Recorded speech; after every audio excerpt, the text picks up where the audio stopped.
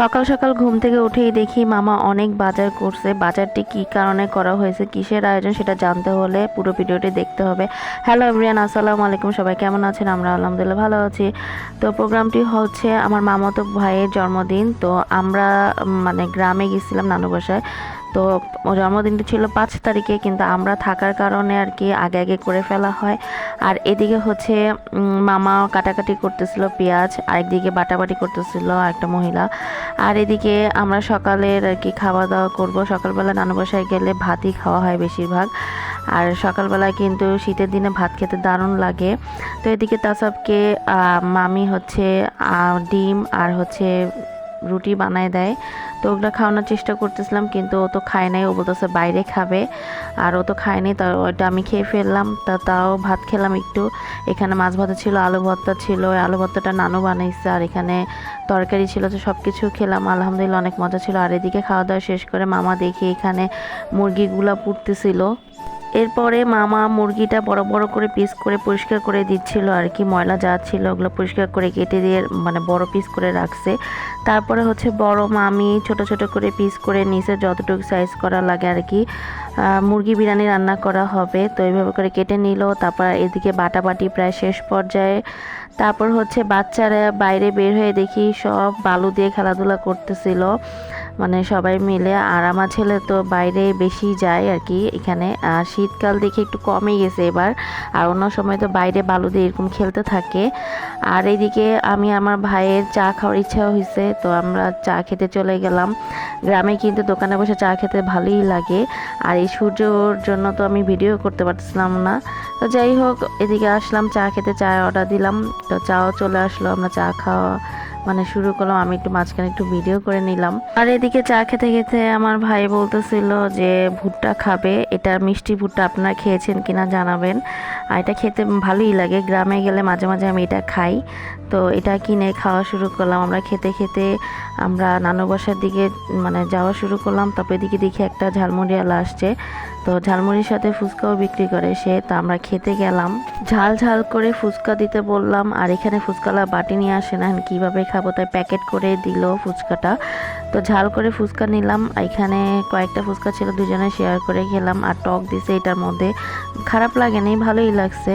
আর এখানে ঝালমুড়ি নিয়ে নিলাম, ঝাল করে ঝালমুড়ি। আমার ঝালমুড়ি খেতে ভালোই লাগে। খেতে খেতে বাসায় চলে আসলাম। আর এদিকে মামা দেখি মানে বালুতে বাচ্চারা অনেক ধুলাবালি উড়াইতেছে। তো মামা পানি দিয়ে আর কি ধুলাটা এখানে কমাইতেছিল। আর এদিকে চুলা বানানো হলো। তারপর এখানে ঘর থেকে সব কিছু নিয়ে আসলো, বড় পাতিলা রান্না করা হবে। আর এদিকে পাইপে পানি ছাড়া দেখে আমার ছেলে তো গোসল করতে চাইতেছিল। তো মাম্মু এদিকে গোসল করাই দিতেছিল। আর পানিটা গরমই ছিল, ঠান্ডা ছিল না তেমন একটা, তাই গোসল করাইতে দিলাম। আর এদিকে মামি আর আন্টি মিলে রান্না শুরু করলো, সাথে মামাও সাহায্য করতেছিল। তো এখানে তেলের মধ্যে পেঁয়াজটা দিয়ে দিল। তারপর হচ্ছে যত ধরনের গরম মশলা ছিল সবগুলো দিয়ে ভেজে নিচ্ছে। তারপর আদা রসুন দিয়ে দিল। তারপর এখানে মরিচের গুঁড়া দিয়ে দিল পরিমাণ মতো। তারপর এখানে একটু ভেজে নিচ্ছে, মশলাটা কষায় নিতেছে। তারপরে এখানে হচ্ছে বিরিয়ানি মশলা 1 প্যাকেট এখানে দিয়ে দিল, মানে 2 প্যাকেট দেওয়া হয়েছে।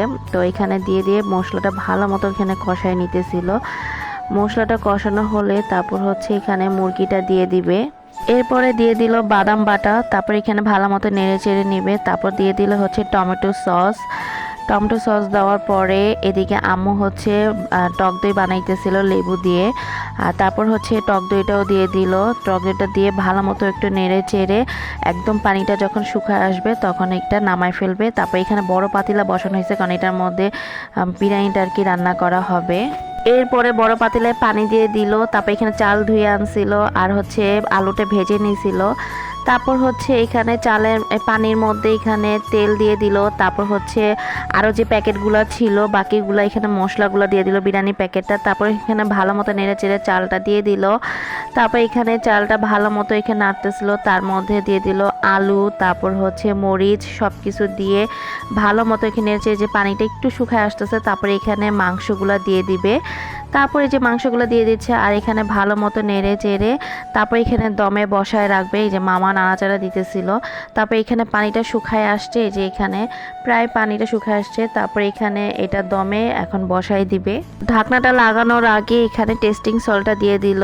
আর এখানে নাড়াচাড়ার সময় অনেকগুলা চাল আর কি পোলাও চাল উপরে লেগেছে, তো এগুলা মানে নামাই দিতেছিল। নামাই দিয়ে একদম চাপ করে তারপর এখানে দমে বসাই দিল আর কি।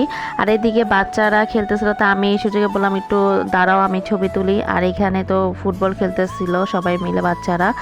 তারপরে এই তো ঘি দিয়ে দিবে সবার লাস্টে। এখানে ঘিটা জমাট ছিল, তো মামাই ভাবে ঘিটা আর কি ইয়ে করতেছিল। তারপরে এই যে ঘিটা দিয়ে দিল, আর দেখেন একদম গরম গরম ধোঁয়া বেরোতেছিল। আর এই তো রান্নাটাও শেষ হয়ে গেছে। রান্না বাড়া শেষ করে তারপরে আমরা ঘর গুছানোর কাজে লেগে যাই। সবাই যে যার মতো করে এখানে বেলুন ফুলাইতেছিল, কেউ এখানে হচ্ছে সাজানোর আর কি কাজে সবাই ব্যস্ত হয়ে যায়। বাচ্চারা বেলুন পেয়ে যে হুড়াহুড়ি পাড়াপাড়ি করতেছিল, এক একটা বেলুন দিয়ে খেলতেছিল আর ফুটাই ফেলতেছিল।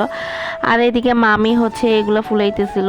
তো এই যে এখানে মানে যত জিনিস নিয়ে আসছে সবগুলো এখানে সাজানোর চেষ্টা করতেছিলাম সবাই মিলে সাজানোর কারণে অনেক মানে জলদি হয়ে গেছে সব কিছু। আর এই তো সব কিছু সাজানো কমপ্লিট হয়ে যায়। এরপরে খাওয়া দাওয়ার পর্ব শুরু হয়। তো পাতিলে আগে বেড়ে নিতেছিল, এখন অনেক বড় পাতিলা গরম গরম ছিল। তো তাসবের জন্য খাবার নিয়ে আসছি, আগে তাসবকে খাওয়াইনি, তারপর এরপর আমি খাবো। আর এখানে টেবিলের মধ্যে সবাই কয়েকজন বসে পড়ছে আর কি, এখানে খাওয়া দাওয়া শুরু করছে। আমি একটু ভিডিও করে নিলাম আর এর মধ্যে আমিও খেয়ে নিলাম। তারপরে এই তো ফাইনাল লুক কিভাবে ঘরটা সাজানো হয়েছে, অনেক সুন্দর করে সাজানো হয়েছিল, ভালোই লাগছিল। তো আমরা চলে আসবো সেজন্য তাড়াতাড়ি করে কেক কাটা শুরু করবে। তো এখানে বাচ্চারা বসে আছে, কেক কাটবে। তো এখানে আয়াজকে আর কি রেডি করাইতেছিল, আর বাচ্চারা এখানে যে যার মতো করে বসে আছে। আর আয়াজকে রেডি করে এখানে নিয়ে আসছে, তারপর কেকও নিয়ে আসছে। কেক দুইটা ছিল, এখানে 3 পাউন্ডের কেক আনা হয়। তো কেকটা বের করতেছিল।